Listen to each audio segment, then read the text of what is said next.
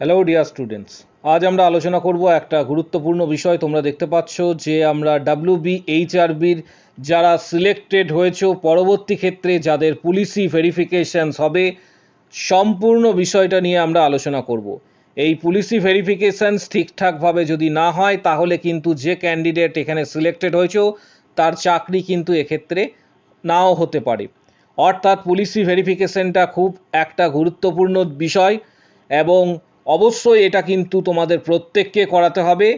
তোমরা কখন করাবে সেটা প্রথমে আমি তোমাদের বলে দিচ্ছি। পুলিশি ভেরিফিকেশনস তোমাদের নিয়োগ যখন হতে চলেছে বা জয়েনিং যখন তোমরা পেতে চলেছো তার ঠিক 1 মাস আগে কিন্তু পুলিশি ভেরিফিকেশনটা প্রত্যেকে করাবে। এটা কিন্তু ম্যান্ডেটারি, ঠিক আছে? প্রত্যেকের জন্য কিন্তু এটা mandatory, it is a mandatory rules. প্রত্যেককে কিন্তু এটা করাতেই হবে। তাহলে পুলিশি ভেরিফিকেশনস কোথায় করাবে সমস্ত বিষয়গুলো নিয়ে আজকে আলোচনা করব স্টেপ বাই স্টেপ। অবশ্যই চ্যানেলটা সাবস্ক্রাইব করো, পাশে থাকা বেল আইকন প্রেস করো এবং বন্ধুদের উদ্দেশ্যে ভিডিওটা প্রচুর পরিমাণ কিন্তু শেয়ার করবে। তোমরা যেখানে মূলত বসবাস করছো, তোমাদের যে লোকালে যে পুলিশ স্টেশনস রয়েছে সেখানে গিয়ে কিন্তু পুলিশি ভেরিফিকেশনটা করাতে হবে। কিভাবে করাবে সম্পূর্ণ বিষয়টা বলে দিচ্ছি। তোমরা যে পুলিশ স্টেশনের আন্ডারে রয়েছো বা বসবাস করছো সেখানে যাবে, সেখানে গিয়ে বলবে যে আমার এরকম প্যানেলে নাম এসেছে WBHRB, এরপরে আমাকে পুলিশি ভেরিফিকেশনস করাতে হবে, কি কি প্রসিডিওর রয়েছে আপনারা দয়া করে বলে দিন, ওনারা তোমাদের গাইড করে দেবেন। এবং কিছু কিছু পুলিশ স্টেশনের ক্ষেত্রে অফলাইনে নাও হতে পারে, সেটা কিন্তু অনলাইনে হতে পারে। এটা ডিপেন্ড করছে যে পুলিশ স্টেশনে কোন পুলিশ স্টেশনে কীরকম সিস্টেম। কিছু কিছু জায়গায় অফলাইন, কিছু কিছু জায়গায় অনলাইন। তাহলে আজকে তোমাদের বলে দেবো এই ভেরিফিকেশনস রোল। তোমরা দেখতে পাচ্ছ আমি একটু জুম করেছি যে আমার কাছে যে ডকুমেন্টসটা রয়েছে। ভেরিফিকেশন রোলস এরকম থাকবে। তার ঠিক প্রথমে তোমাকে এই যে এখানে দেখতে পাচ্ছ তোমার নাম ব্লক লেটারে ক্যাপিটালে লিখতে হবে। প্রথমে এটা হচ্ছে সারনেম, এটা এখানে সারনেম রয়েছে, এখানে নেম রয়েছে, দেখে দেখে ফিল আপ করবে। রিসেন্ট সাইজ পাসপোর্ট ফটোগ্রাফ এখানে তোমার দিয়ে দিতে হবে। নেক্সট 2 নম্বরে চলে আসছি। যে পোস্টে, তো অর্থাৎ এখানে বলেছি the name of the post and service applied for, যে পোস্টে তুমি চাকরি পেয়েছো সেটা এখানে দিতে হবে এবং সেখানে উল্লেখ করে দিতে হবে, অর্থাৎ এই পোর্শনটাতে।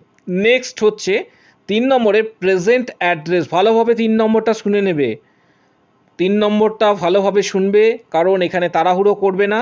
3 নম্বরে হচ্ছে প্রেজেন্ট অ্যাড্রেস ইন ফুল। তাহলে এক্ষেত্রে ভিলেজ, হাউস নাম্বার সমস্ত কিছু চেয়েছে। এখানে তুমি যে লোকেশনে চাকরি পেয়েছো, তোমার জয়নিং যেখানে হচ্ছে 3 নম্বর, সেটা এখানে ফিল আপ করতে হবে। এটা তোমার নিজের অ্যাড্রেস নয়, তুমি যে অ্যাড্রেসে চাকরি পেয়েছো অর্থাৎ যেখানে তোমার অফিস, সেটা এখানে ফিল আপ করতে হবে 3 নম্বরটা।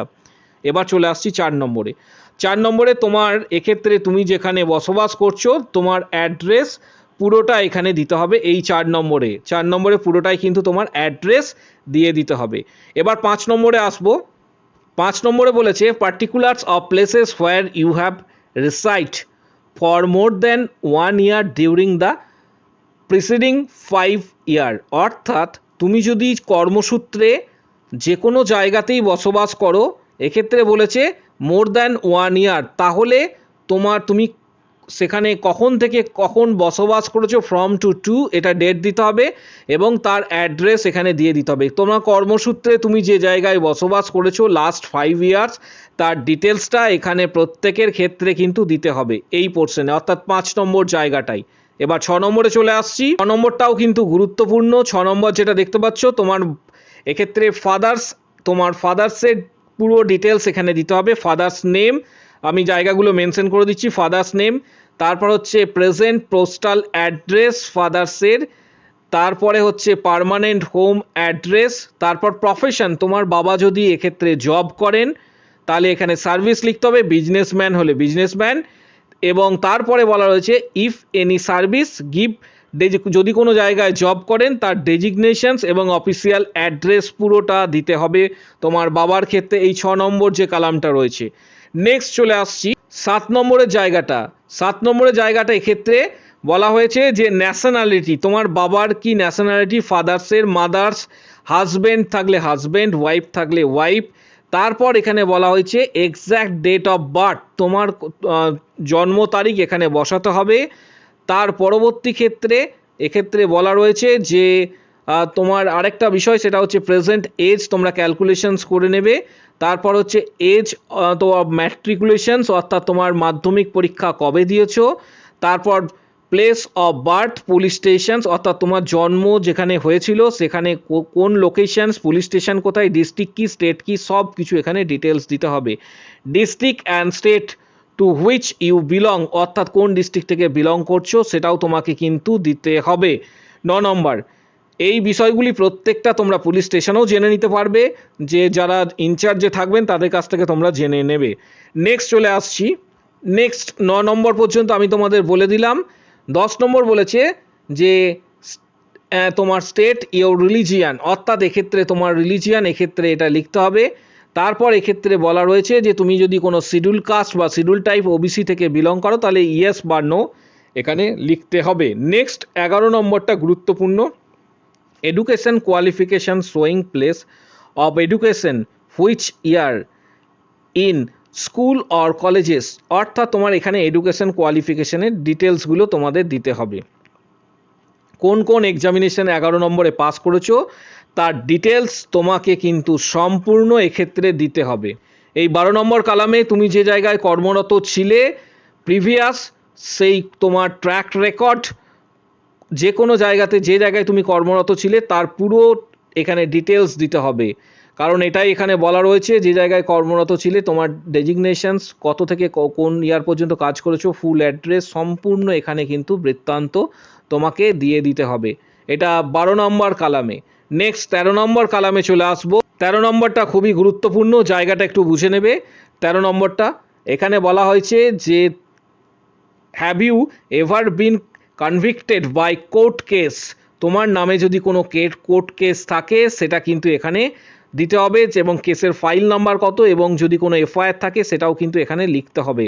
অর্থাৎ কোর্ট কেস যদি তোমার নামে কোনো হয়ে থাকে 13 নম্বরে, সেটা কিন্তু এখানে ডিটেলসটা দিতে হবে। 14 নম্বর জায়গাটাও খুবই গুরুত্বপূর্ণ, এটাও ভালোভাবে বুঝে নেবে। 14 নম্বর যেটা রয়েছে সেটা হচ্ছে যে এক্ষেত্রে name of two responsible persons of your locality or two reference to whom you are known, এক্ষেত্রে তোমার লোকালিটি যেখানে বসবাস করছো সেখানে দুজন ব্যক্তির নাম এবং ফোন নাম্বার এক্ষেত্রে দিতে হবে।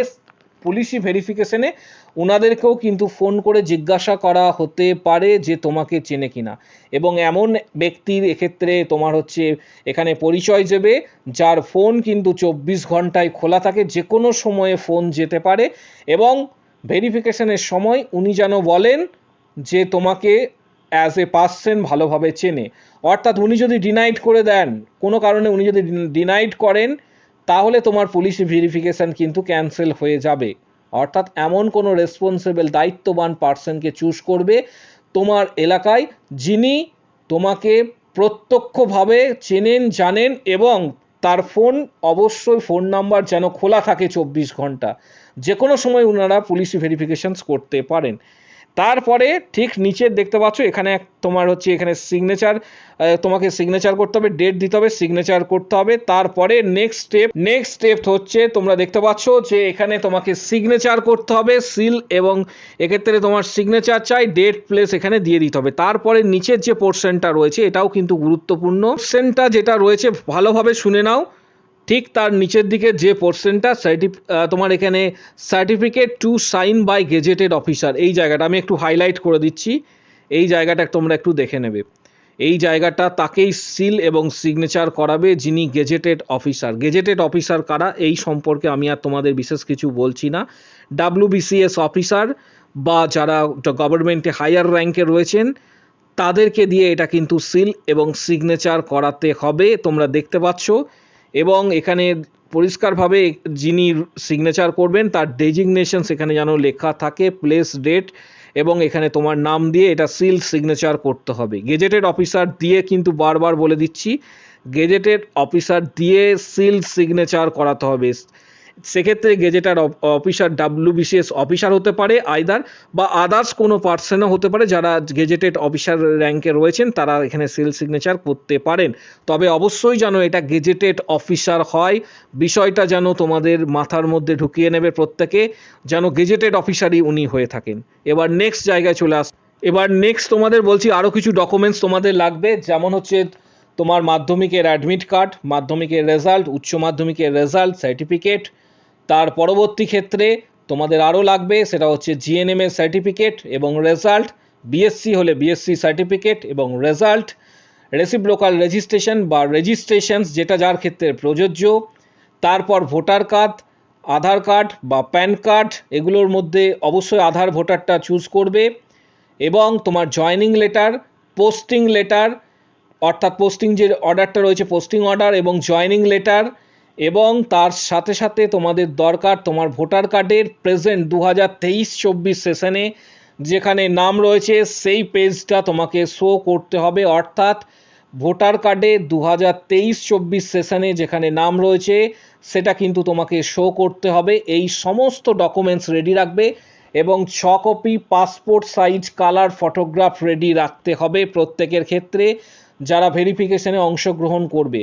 বিষয়টা তোমরা আরও ডিটেলসের জন্য স্থানীয় যে পুলিশ স্টেশনস রয়েছে সেখানে যোগাযোগ করবে এবং তোমরা বলবে যে আমরা এখানে সিলেক্টেড হয়েছি, পুলিশি ভেরিফিকেশন প্রসেস যেটা রয়েছে তার প্রসিডিওরগুলো আমাদের একটু জানিয়ে দিন, এবং তোমরা এখন থেকেই কিন্তু সেটার প্রসেসিং করতে শুরু করে দাও, কারণ অনেকগুলো স্টেজ রয়েছে, এটা সময় লাগবে।